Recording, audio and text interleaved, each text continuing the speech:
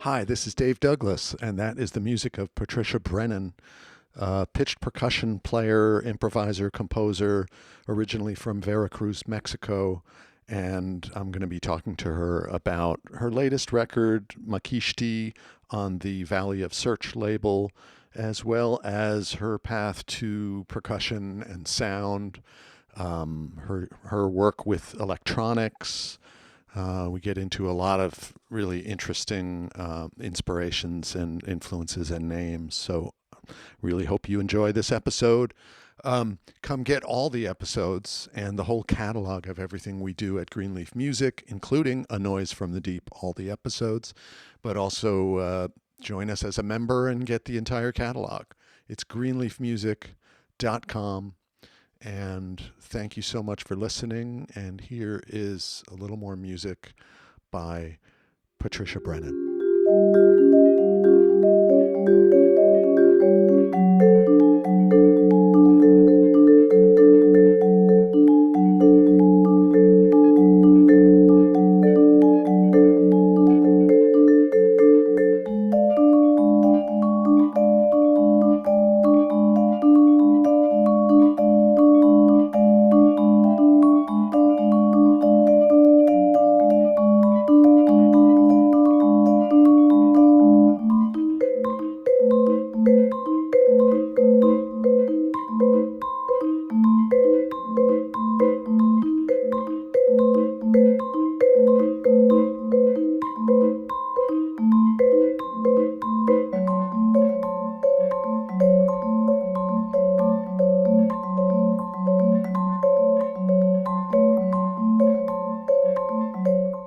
Patricia Brennan, it's so great to see you, even though it's Zoom. Thank you so much for joining me. I loved hearing all this music. Thank you so much, Dave. Thanks for having me. And we're speaking remotely as we do these days, but you're in Brooklyn? Yeah, it's the Lefferts Gardens area in Prospect Park South of the A lot, neighborhood. a So lot of yeah, musicians in that area, right? absolutely, yeah. That's great. I hope that, people have the opportunity to be out playing and doing stuff.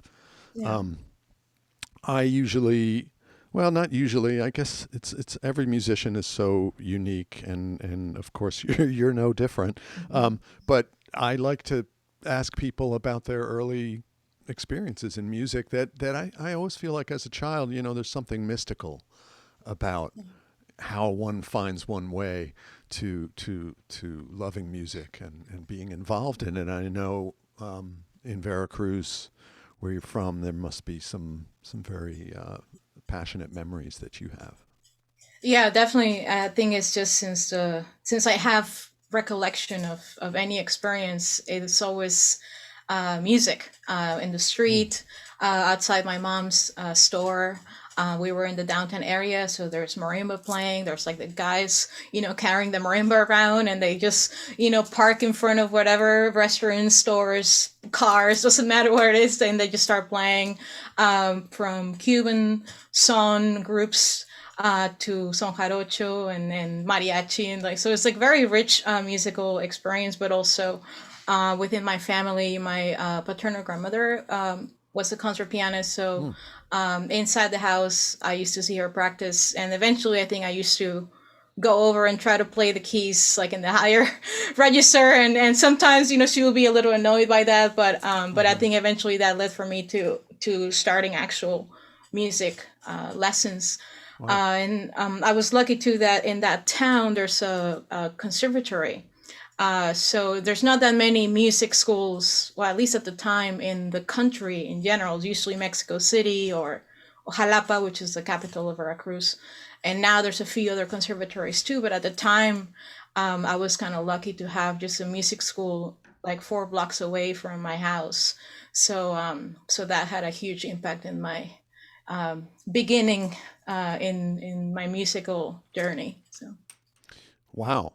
And I'd imagine they had you on all different kinds of instruments at that time. Yeah, it's actually very, I guess, disciplined. Like Mm. they everybody has to play piano at first, so I started that when I was about 3. Was that Um, pressure from your grandmother?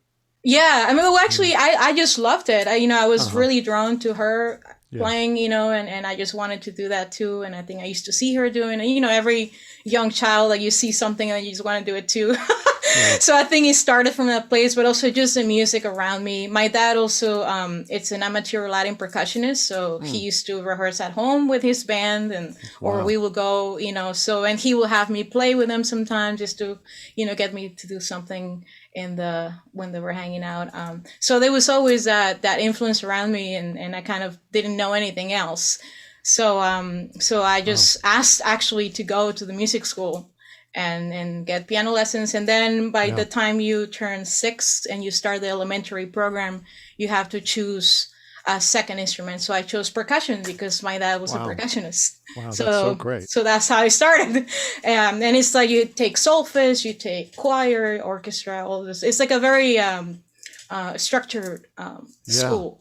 Wow. And it follows sort of the degrees or the grades, the school grades, but in a music sense. So yeah, Yeah. first grade, so Wow. on, but in music. Yeah. So it was really cool to have that there. Yeah. I Yeah. mean, it's interesting because in a public school in the United States, you probably wouldn't have gotten that. So it's a Absolutely. Yeah. very Yeah. particular Mexican thing.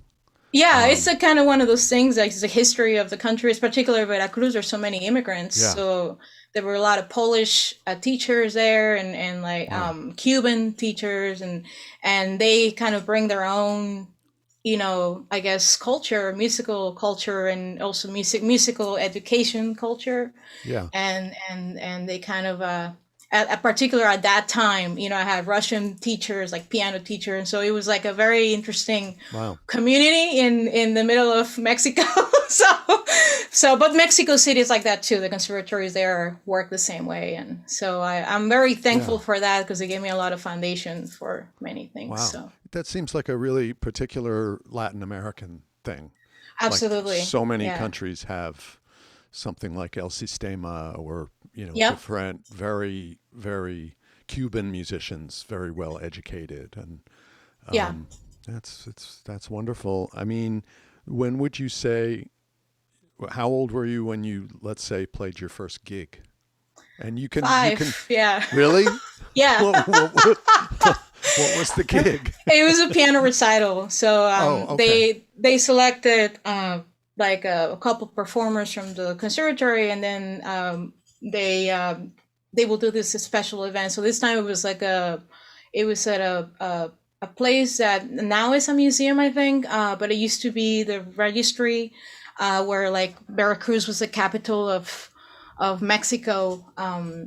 Benito Juarez was a former president, like had Mm, like a whole office there. So it was like a building dedicated to him. So it was like a special event. So I remember I had to like prepare, I wow. think it was like 2 3 pieces, and perform it. And so it was like one of like an honors recital type of thing. So that was my first experience, just like actually performing in front of people, and having that kind of pressure, not just like a Uh-huh. school recital. Yeah, so Right. it was fun. Did you start Yeah. playing with your father's band at a certain point? Um, I used to not with my father's band, but then I eventually joined. Like used to play with a danzonera. Oh, So I play widow since I was like about 7 8 years old. wow. So in Veracruz, there's in the main plaza, and then there's another plaza in the downtown area where every night of the week there's different music. So let's say Tuesday night is Cuban song, Wednesday night is danzón, Thursday night is I don't know, son jarocho or whatever. So I used to join a danzonera, like a danzón band, and play guido because I used to, again, like you grew up seeing that, so you just kind of want to be part of all those environments. In the son jarocho group, I used to play the donkey jaw and tambourine sometimes, or just like those kind of Wow. like percussion little things. So That's yeah. we some of the first records that me and my friends, let's say, in the States saw, where we saw that instrument. I think it Yeah. was Hermeto Pascual, but they always credit it as jawbone of an ass. Oh. I said it more, I guess. What did you say? Polite, Don- donkey jaw. donkey Yeah, jaw. yeah, There's still something sort of dark about that. yeah. It's actually just like a really cool instrument, and just like Yeah. the teeth are a little loose. So, and you use like a Oh, broomstick, like the piece of a broomstick to kind of scrape the side of wow. it, Yeah. and then you hit this part of the jaw, and that The makes right. everything kind of shake. So it's So nobody can see you, but she was pointing at the yeah oh yeah, sorry, back the of the jaw. jawbone. Yeah, Yeah, but the poor donkey. yeah, poor guy. Yeah, I mean, it's kind of also a reflection of the culture, because you know, like in a bar, like bar, I love cooking because food is such a big part of the culture as well. And like a barbecue, like when Mm, you kill an animal, like you use every single part of it, mm. and you eat almost every part of it too. So yeah, so it's, I guess that's kind of one of those utilitarian elements of just using what you have in your environment and make music with it. So Wow, that's amazing. yeah, So it wasn't too many years later that you found yourself in the youth orchestra of the Americans. yeah, Now, yeah. was that The just a I Wyoming. mean, did at this age we're talking, 7, 8, 9? Did you already know you were going to be a musician? I mean, I think I always wanted to do it, and I think maybe when I turned 12, it was like a more like a serious question. uh But huh, uh huh. I think it was never like, oh, I'm going to do this. It's just one of those things that I was just doing all the time, Mm, outside of school, and all my friends were there. Everybody was, so it was like my social yeah. cultural environment. So when it got time to really, like 16, 17, to really decide like what am I going to do with my life, I just didn't know anything else, or I didn't really want to do anything else but continue to do what I was doing at the time. And obviously other elements like getting into the Youth Orchestra Americas like Well, kind of pushed me to make what those decisions. what age was that you That did? was 7 no 16, Uh huh. 17. I was Okay. turning 17. Yeah. Yeah. Yeah. So that's at Yeah. least a couple of years ago. Yeah. That's nice. Yeah, definitely a couple of years ago. But I'd Yeah. imagine, you had a, you had a, it must have been a pretty intense, audition process, and Yeah, you yeah. got in playing classical percussion. So, Absolutely, yeah. So I was actually the first generation of that program. mm, It was when it was created by Placido Domingo. I think he was I think he still is the creative director. I don't know.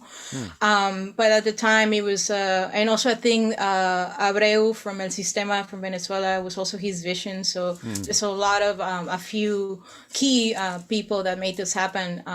So yeah, at the time, it was interesting because even though Veracruz is a very known city for marimba tradition. mm, In the school that I was going to, they didn't have mallet percussion. They mm, only had like orchestral, like snare drum, bass drum, all the timpani, mm-hmm. and so they finally got a xylophone when I was about 16, and it was the first time I was actually playing a mallet instrument like in that formal way. So Mm, when I found out about this audition, I had to play xylophone excerpts and yeah. glockenspiel and things like that. Wow.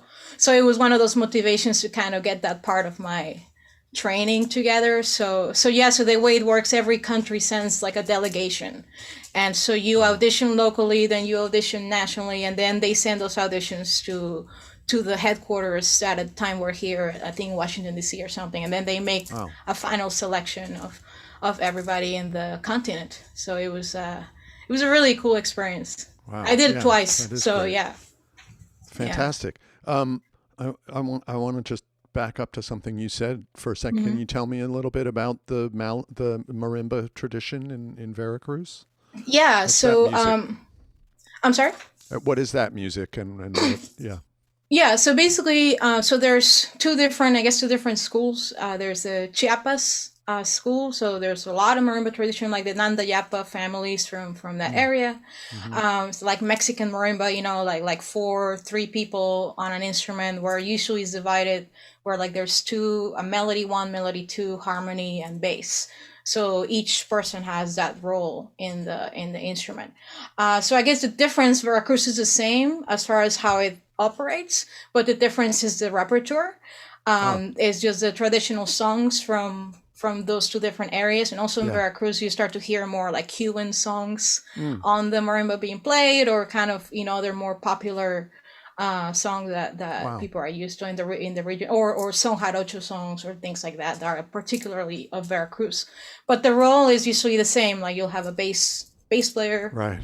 harmony, and one melody or two melody players on at the top. And they're just spontaneous arrangements, or are there generations of arrangers for these marimba bands? I think, there's definitely generations. There's have been like families, that Uh-huh. kind of have Wow. have I guess their own I guess collection of arrangements. Mm. But it's one of those things that just kind of like, because a lot of these musicians, at least for the ones that I knew, weren't necessarily like classically trained. It was a lot of it was by ear, and just kind of Yeah. passing Right. that down through generations. So the music of the arrangements were kind of in a similar vein. Wow. That's great. Yeah, Um, yeah. I thought I would play an excerpt from a piece that you played on marimba that probably, I don't know, maybe it does. I don't hear any connection to the traditions of Veracruz marimba bands, but I think it's an improvisation from your record, Mhm. Makishti, and you've called it Improvisation 6. So I would assume that it's the sixth improvisation on the. Absolutely. Yeah, so that was actually the second day of recording. I just did a whole set of improvisations on both instruments. So yeah, this is the Wow. the sixth one. Okay, great. Here it is.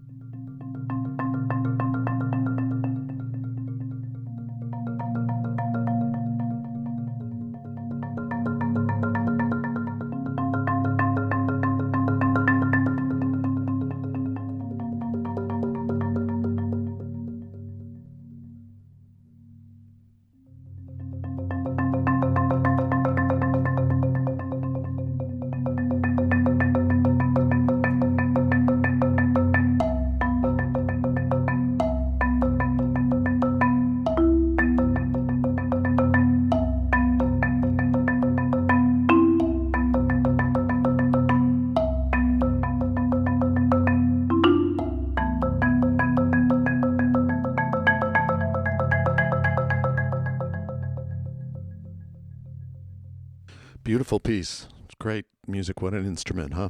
I mean, marimba's my first love. When I started to play classical marimba, like the 5 octave instrument, it was really like my favorite instrument to focus on. And eventually, I mean, I guess, well, I will share later with you. It will make sense what influenced that kind of approach to Mm. the instrument, Hmm. and which a lot of it has to do with just the repertoire, like the classical repertoire for marimba, and just the players that influenced me, just to be a percussionist of that manner, of just a soloist or an improviser and so on. Which actually, it's a marimba player too that I always looked up to. So Huh. Who's that?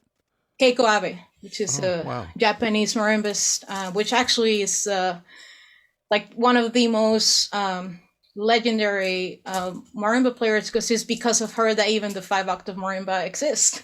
Wow. She was the one that kind of developed it with Yamaha, and then also she was an improviser, and she was one of the first people that I remember reading about, that she said that she just wanted to find her own voice as an improviser, and she used to write her own pieces and so on. So that was kind of one of those things that is like, I want to do that. Wow. Can So you say her name again? Keiko Abe, Abe. Yeah, Okay. Great. yeah, Wow. Thank you. yeah, I yeah. definitely need to check that out. I was going to ask, the name of your record is Makishti, which I Mhm. understand, is derived from the traditional languages from where you come from, and refers to freedom, and you've talked about the search for freedom. And then I also thought, I mean, this marimba piece is what brought it up, is that search for freedom of expression is what led you to pitched percussion and to finding your way into all the music on this record. Yeah. Am I getting it a little bit right, or? Yeah. Yeah. I mean, definitely it's, like I said, I mean, it was until I started to get deeper into just the I guess the important influencers in what it was being a percussion soloist. Because I guess I'll go a little bit into that tangent, because as a percussionist, most of the time in any conservatory, you get put into the box of like, okay, you play orchestral percussion, you're the one in the back of the orchestra, and that's all you can do. Well, you have to get really good at counting rests. Exactly.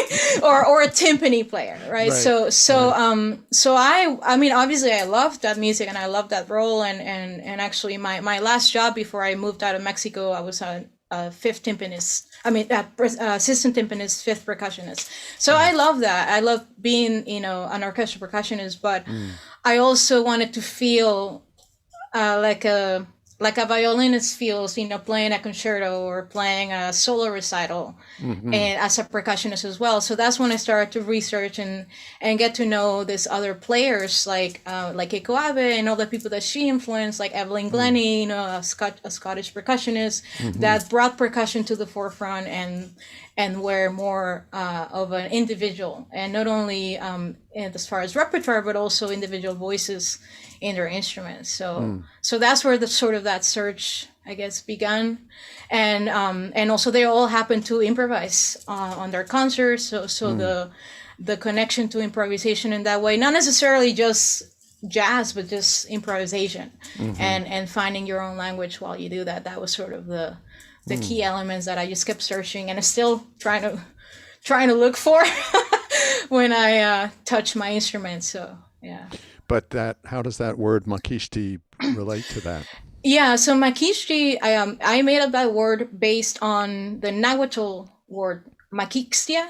Makixtia has a lot of, I guess, different connotations. It's like there's a lot of words that have different meanings, but this one particularly means like literally being freed, like physically, in a situation, but also spiritually being freed or emotionally being freed. So I like the sound of the word. I like the meaning of the word, and kind of was relevant to what this record was. This record was, I thought of it as a culmination of sort of a period of my life that started from that very beginning of, classical percussionist to like finding improvisers and getting inspired by that until where I am now. So do you when you say the phrase search for freedom, does some of that refer to improvising and free playing? I mean, I'm using air quotes because you're free playing. Yeah. Who knows? Yeah. I think, no, totally. I think it's not like necessarily just like I guess, I mean, yeah, it is free playing because that's basically what I'm doing. But I'm thinking it more of just like, being freed like of preconceived or preconceived ideas. So not only what the expectations of the instruments are, because I find that sometimes like you see a vibraphone and there's an expectation of what kind of music you should hear from that instrument, how that instrument should be played. And I wanted to just kind of go out of that and approach it more from I'm a musician and this is the music that I'm hearing, whatever that happens to be. And this is just my vessel of expression. So that's kind of what the freedom means, just going away from those kind of, walls that are established throughout our careers in music and just kind of being freed from that a little bit. Boy, you're really preaching to the choir here.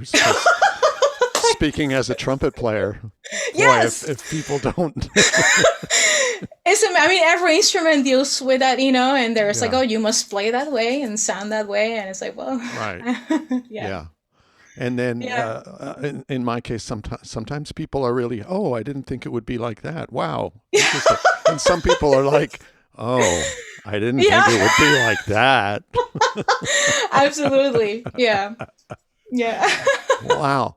Um, so I think that it's really interesting how you're tying all that in with improvisation and the freedom to self-define, Hmm. and coming from these traditions and really finding a place as a Right. soloist, as a creative musician within this instrumental tradition. Yeah. I thought I'd play something where you're playing vibes, and I think it's not one of the improvisations. It's more of a composed thing, and you call it sonnet. Hmm. Is there a story behind the title, and maybe what's going on? Yeah, this was actually the first song that I guess wrote for this project. Mm, And when I wrote it, I wasn't even thinking about doing this record. It was just I remember I had a chord progression written in, and then I wanted to experiment with just kind of um, find different ways of organizing just the voicings of this particular progression that I was working on, and experimenting with the range of the instrument, and trying to do sort of take things to the extreme. So mm, a lot of this, if you see this piece visually, a lot of my voicings are kind of really far apart in the register of the instrument, and exploring sort of with what that kind of sound that creates. So but yeah, so it's kind of the more structured piece in the record. It's kind of like a tune. It's a mm. head, then I improvise over it, and then I bring it back at the end of the tune. So sort of like the standard Mm. of the record. So yeah. Wow. Okay, well, let's listen to a little bit of that sonnet.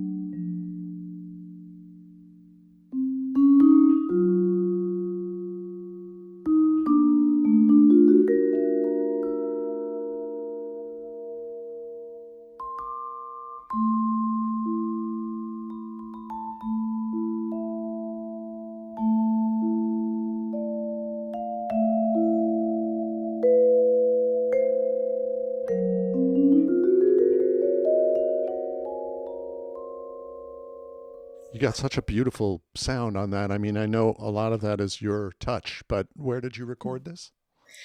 This was at Samurai Recording Oh, Studios in okay. Queens, Yeah. and it was the crew from Systems 2. Because originally I wanted to do it as Systems 2, but it Oh, was during this summer that they closed, and oh. so the engineers were Mike Marciano Mm-hmm. and Max Ross on it. So they did an awesome job really translating the way I wanted Yeah. the vibraphone to sound like, which I'm very particular about that too, as to what I hear in other recordings and how I Mm-hmm. think I want my sound to be on the instrument too. So Wow. Yeah. they did a great job on that. Yeah. Yeah. They are great. And beautiful instrument, but it's like I said, it's also, of course, it's your touch. So we were talking about improvisation, but also coming out of classical percussion and maybe these marimba bands. We haven't talked about sort of what maybe would be more characteristic of a quote unquote jazz approach, meaning Hmm. song form, which Yeah. you're dealing with here on this one. Yeah. Um, how do you think about that? Like, how did I get into that, Well, basically? yeah, Or how did you get yeah. into it, and then how do you approach it now in the Right. context of all of the sonic and Hmm. structural aspects? Yeah. Um, So let me just see how I can organize this in my head. Yeah, I guess it's a big So, question. Sorry. yeah. So We I ask the mean, big ones here. It is called A Noise from the Deep. So, right, right. I mean, I guess in the general sense, and it's interesting because I got into jazz because I wanted to improvise. I wanted mm, to write my own music, and at the time I was at Curtis. I was in Philadelphia, and it was, I think, my the end of my first year there. mm, And by this time, I have to emphasize I had already done 2 years of college in Mexico, so I wasn't hmm. like I was 19 years old. I was a little older than the rest of the crew that was at Curtis with me. So this was Um, during at the beginning of the pandemic, then, right? A couple of years ago. yeah, a couple of years Yeah. ago. Okay. Perfect. No, I'm going to keep making the same joke, as you can see. Sorry. Go on. It's okay. But so basically, the percussion teacher at the time used to bring jazz vibraphonists in because he wanted to make sure that if we had a gig at a pops orchestra or something like that, that we were able to like read chord changes and being able to maneuver ourselves in a Mm. basic way through chord changes. And So that Curtis, was at Curtis. not a lot of improvising at Curtis, right? Like Well, pretty it rigorous. depends. Uh-huh. It depends. Like I had a lot of piano friends that Mm. I thought it was amazing. Like they were able to improvise in this style of Scriabin or in the style of Chopin or Bach, Mm. and there was a teacher I really love, a counterpoint and harmony teacher who will make you instead of writing down your exercises, you had Mm. to do it on the piano. So kind of on the spot, make your own Wow.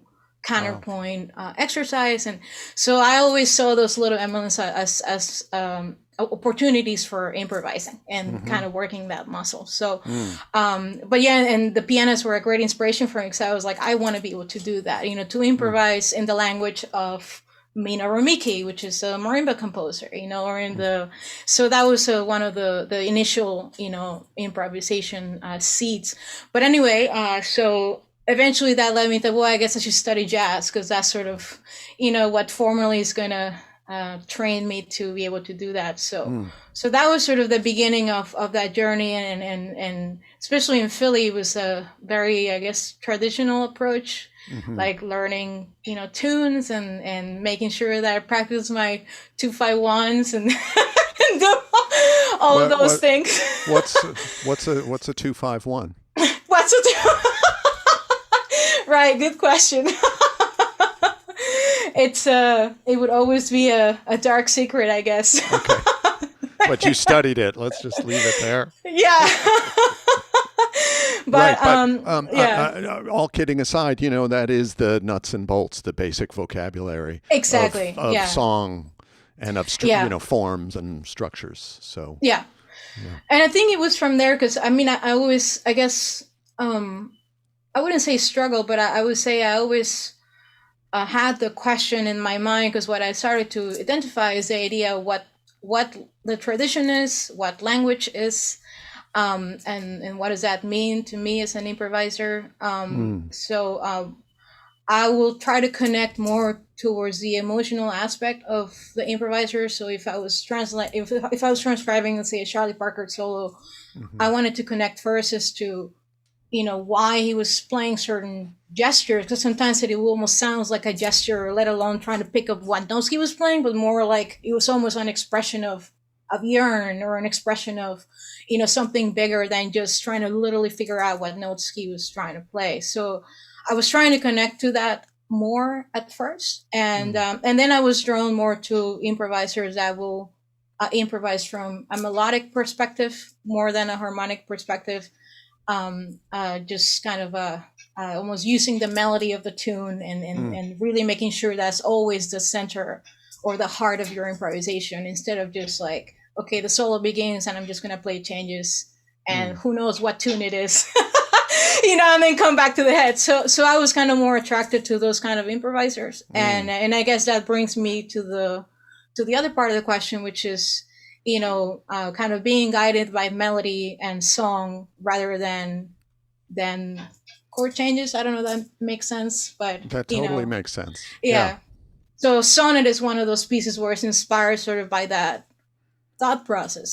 Mm-hmm. And just, it's like in my head, it was just a tune, like if I was playing a standard, but just thinking about the essence of the piece, the melody, and then obviously what the emotional content is being dictated by Mm-hmm. the Mm-hmm. harmonic experience through the piece, and Yeah. let that lead my improvisation other than more of a theoretical guide. Yeah, and I think that's what allows you to play freer too, is that Yes. the basis of what you're doing is derived from the feeling and the melodic information of the song.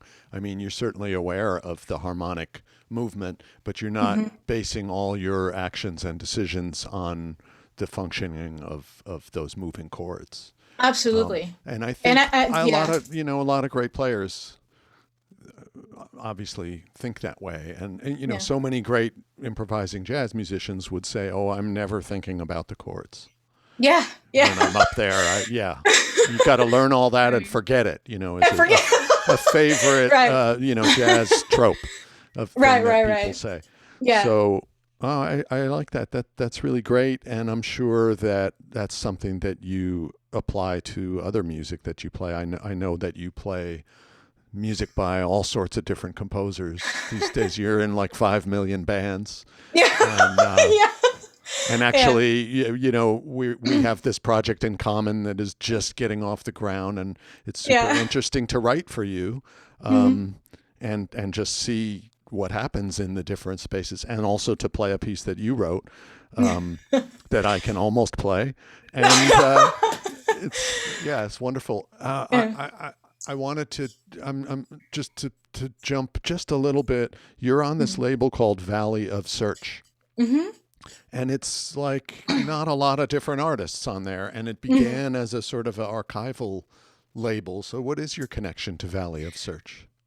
I mean, it's interesting how the relationship started because Mm. I think at the time, I mean, once I recorded the record, it took me a little while to find a label, and part of it was because I was trying to find a place that wasn't necessarily a jazz label. I wanted it to reflect kind of what I think the music reflected, which is influences from classical music, from jazz, Hmm. from all those different things, and kind of have a label that will be able to help me promote that. But aside from that, Nabil Ayers is the owner of the label, Hmm. and he found me on Twitter because I had posted a video of Sonnet on my profile there, and he saw it, and Wow. he's like, I really like that piece, and do you have a record? And I was like, well, I happen to have records. So, and he actually happens to be Roy Ayers' son, so he has a strong Oh, connection to vibraphone as well. oh, that's so great. So it was Wow. that whole Wow. thing, that Yeah. it was one of those moments that I think the universe put all the stars, in the right place, and they worked out great. So, So you're um, basically telling young musicians that they should post clips on Twitter so that yeah, that's how they'll get a record deal. absolutely, That's how everyone yeah. does it these days. Just Yeah, but I think what I like the most is I wasn't necessarily expecting anything. It was just one of those things that yeah. and throughout my life I've always liked to believe that there's the destiny has a certain part Mm. Hmm. in whatever has happened, to me. So I saw this as one of those signs that is like all the things were aligned at the right Yeah. place, and then it just kind of worked out for the Well, that's best. so great, and I think the fact that they're putting it on a gatefold double LP Yeah. is really, really Yeah. fantastic, and I'm sure it's going to sound amazing. So I wanted to play something where I think you're using electronics because I know that's Hmm. something that you're doing a lot with.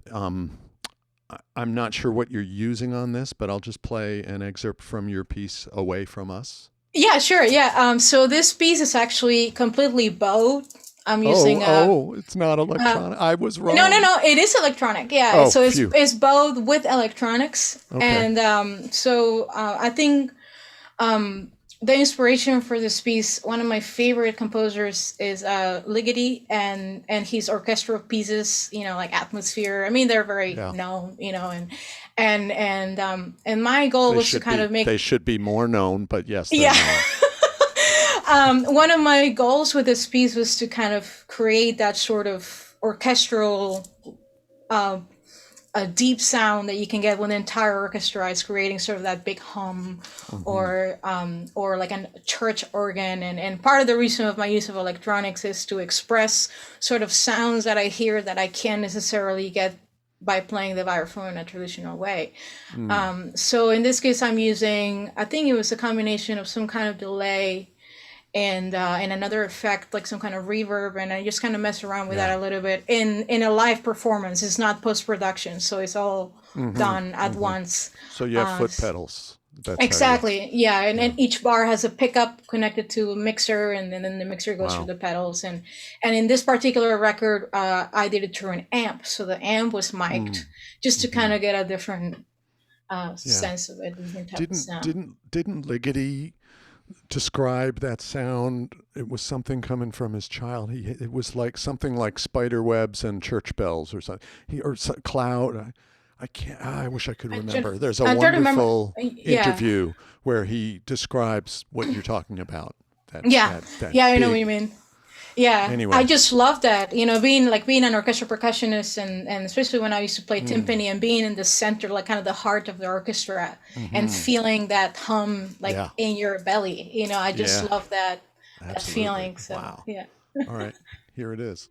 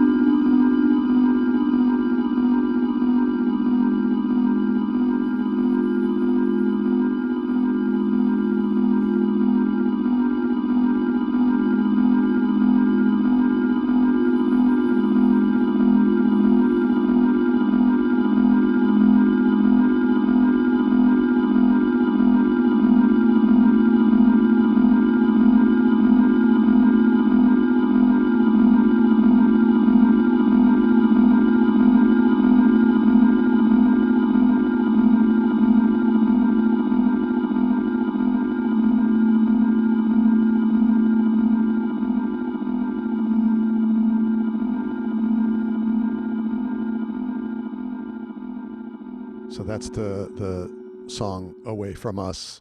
Again, it's on this record, Makishti. And Patricia, I know you're doing a lot of different things with electronics and working with sounds, but also extended techniques. Mhm. Um, and I wonder if they ever bleed over into each other. Like you're doing something with an extended technique, and then you suddenly think, oh, maybe I can try to get that sound on the electron, or vice versa. Absolutely, yeah.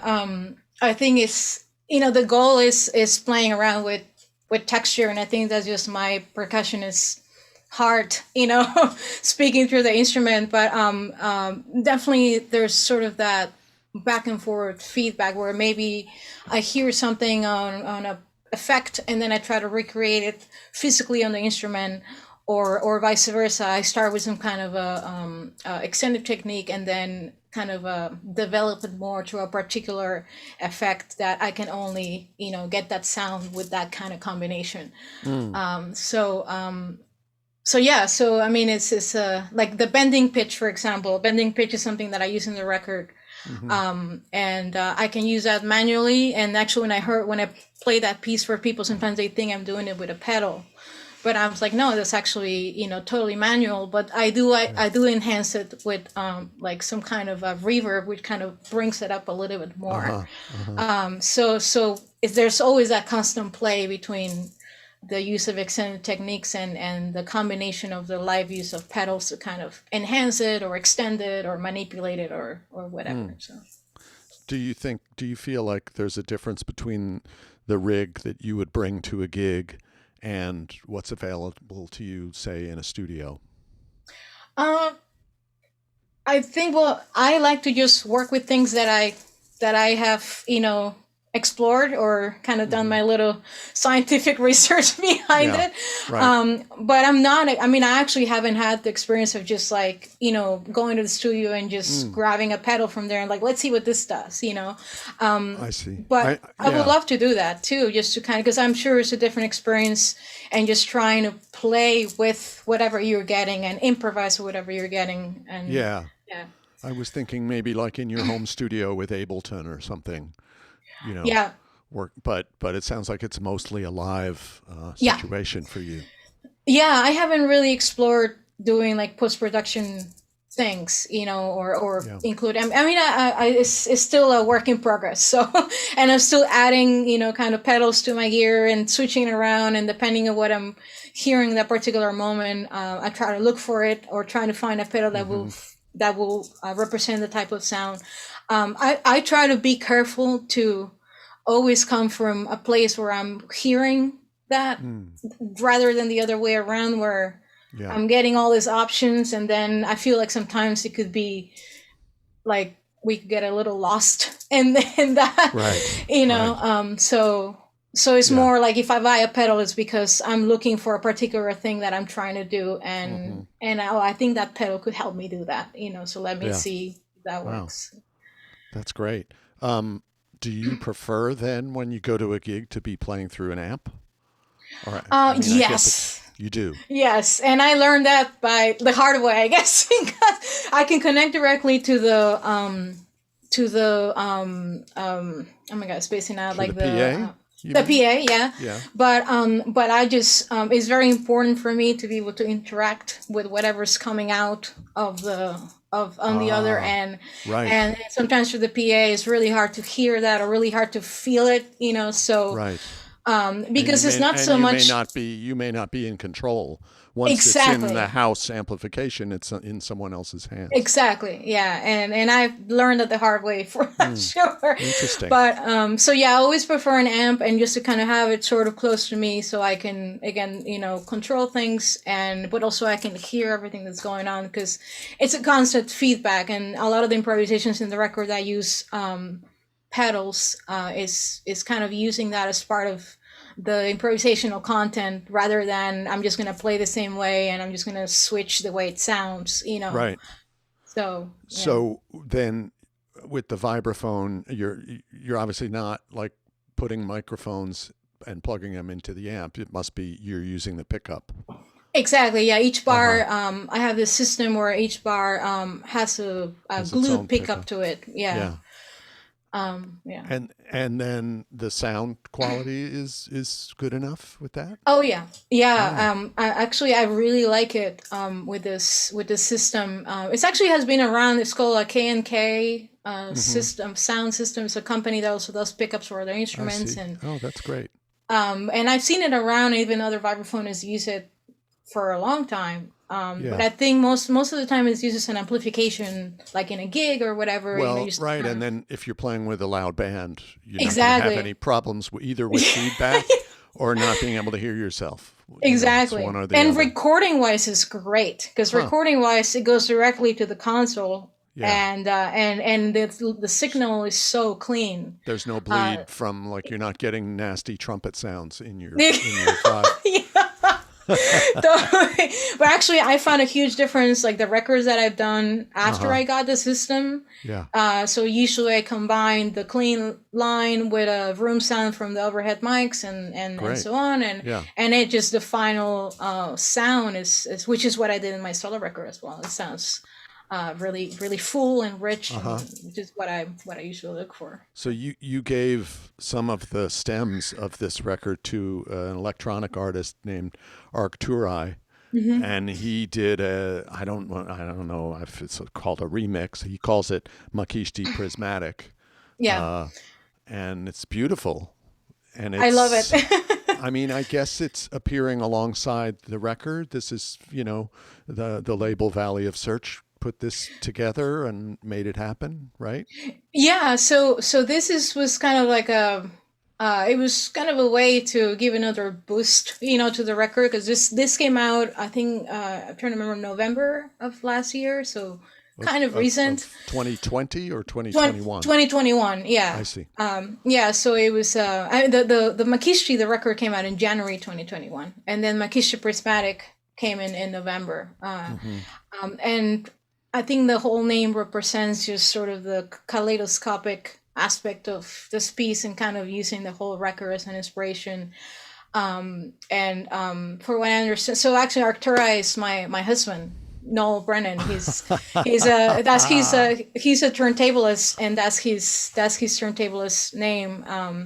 So he's an electronic musician with specialty in turntablism, which Right. is, you Plus, he know comes cheap. yeah. I think, another thing is because he I'm knows me kidding. I'm really. kidding, of course. Yeah. Yeah, I Go know. ahead.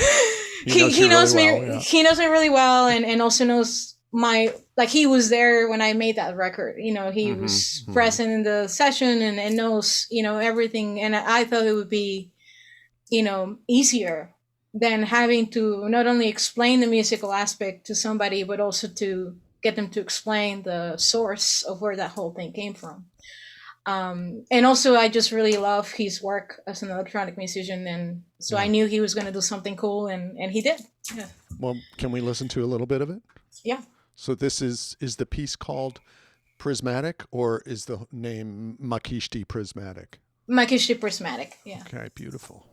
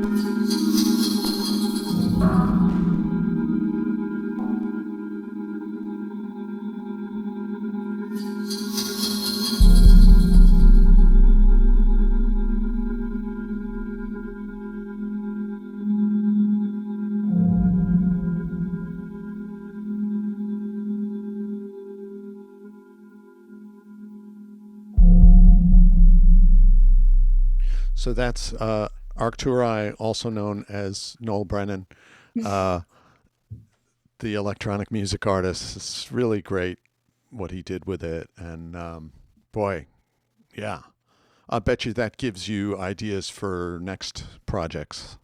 Absolutely. Yeah, there's actually we have a project together. Uh huh. It's a electroacoustic duo called Much, which is another Nahuatl word that means everything, Mm. and kind of the whole reason kind of encapsulates influence from everything. And Wow, beautiful.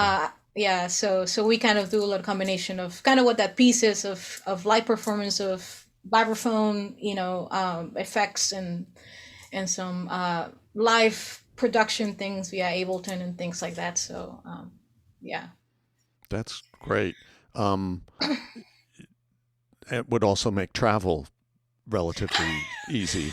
yeah, I mean, we're doing yeah, less traveling these days, but I know that, I mean, your career has been very international. You've been all around the world from a young age with all sorts of different kinds of music and different projects.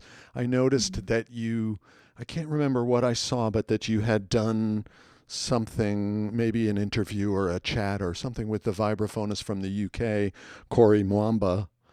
oh yeah, And yes, yeah. what was Mhm. that exactly? He has a really interesting radio show, and he's also a great musician. Yeah, he connected with me also. I think it was via Twitter again. See, kids, this is how it's done. Yeah. Join Twitter now. Yes, this for whatever reasons has become a promo for Twitter, but yeah. So we actually have a friend in common, which is pianist Alexander Hawkins, and Mm. I first heard of Corey through Alexander Hawkins, Hmm. and I thought he's a wonderful musician when I went to check out his music, and then he reached out to me about Mm. doing something. I think the first thing that he featured was Sonnet. He wanted to incorporate that piece in his show called Freeness on Hmm. BBC and BBC Radio, and then he invited me to do a feature on the record. So I really appreciate it from vibraphonist to vibraphonist. Yeah, Yeah. so Wow, that's fantastic. Uh, what? Um, I mean, I would assume that you're still um, implicated in all kinds of international projects, but of course, the way that travel has been challenged in recent many months. yeah. Are you traveling much these days, or things coming up? Let me think about it. Let's see, when was the last time? I think the last thing I did was just nothing out of the country yet. Just like local. I think the last thing I did was like a northeast mini Yeah, tour with a. I great. was doing a CD release of a singer called Mary LaRose, and Mm, uh, and wow. and and she did a recreation of Eric Dolphy tunes and she added lyrics to them, and it's a really great group. Matt Wilson on drums, Jeff Lederer on saxophones, and the record was Nick Dunstan on bass and Tomika Reed on cello. So but they Wow, weren't at that's this great. particular tour. But so so yeah, that was I think the last thing I did. I think I've done a few trips here and there, but nothing internationally yet. Mm, I have some things coming up this year that hopefully yeah. it happen. Well, and hopefully, Yeah. this band that we teased earlier that we're putting, it's just at the very beginnings, but it's super Right. interesting. So you're writing for it, I'm writing for it, and then it's also Faye Victor, Darius Jones, and Sylvie Courvoisier. So it's a Yeah. quintet, and very interesting um, range of voices, and so Mhm. everybody's writing. So we'll see. Hopefully, we'll be getting out with that I at know. I hope some so too. point. Who knows? Um, Yeah. what and are you working on a next record? You don't have to be. There doesn't have to always be a next record, but I would assume that Right. you are. I am actually hopefully, doing it's a quartet record, but technically it's a vice trio with a percussionist. So Mm, the recording, hopefully, if everything goes as supposed to be, will be at the end of March. So it's vibraphone, marimba, bass, drums, and Afro-Cuban percussionist. The record would be Mauricio Herrera is a percussionist, Kim Cass on bass, and Marcus Gilmore on drums. And so it'd be Wow. fun. I can't wait. So I've been writing music for that, Wow. and trying to kind of channel sort of those influences. That Yeah. one of the reasons of the Afro-Cuban percussion is because I've grew up hearing that sound Yeah. since I can even remember something, and I'm a percussionist at heart as well, so I want the Hmm. music to kind of reflect all those aspects, and Wow. yeah, Well, I can't wait to hear that. That yeah, it'll be sounds that's fun. going to be amazing. So, thank you so much for making the time to have this conversation. I learned so much, and once again, I love hearing the music. I thought I would go out playing this other song from the record, Derrumbe de Turquesas. Yeah. What's the story? This one's kind of a tough one, even though it's sort of the one of the most simplest songs in the record. I wrote this because during that summer that I recorded my record, my maternal grandmother passed away, Mm, and so this is sort of a wow. homage to her. Mm, And the rumba de turquesas is a phrase that from a Pablo Neruda poem mm, that he was signaling sort of like water dripping or mm, tears falling. mm, So the turquoise are sort of like the color of the tears, and derrumbe means to kind of to mm, fall. So mm, it was sort of reflecting sort of the sentiment where that was experiencing during that summer, and not being able to be there, not being able to go mm. Wow. say goodbye to her. So this one always And gets me. yeah, the fact that she was the musician that you first heard that Oh, got you this was my going. other So, grandmother. oh, This your is other my grandmother. yeah Well, I my mean, still, it's horrible, but yeah nonetheless, yeah family is yeah tough, absolutely yeah. and it's a beautiful, beautiful piece. So, Patricia, thank you so much. Thank you. Great, and yeah, what's your website again? That people, I mean, these days, I guess people will just Twitter. hunt you up and find. Yeah, you can find Patricia Brennan on Twitter, Yeah. uh, 24 hours a day, and that's the best way to check her out. No, go get the record. And here's this final piece. So thank you again. Thank you.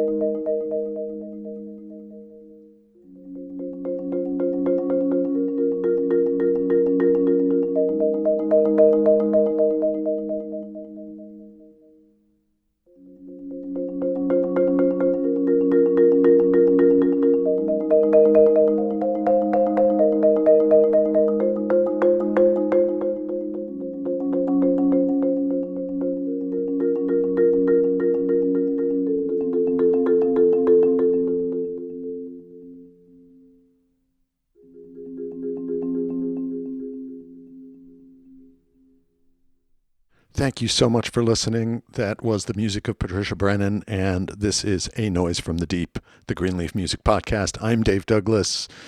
Please join us. Come and become a member at greenleafmusic.com. Thanks so much. Talk to you soon.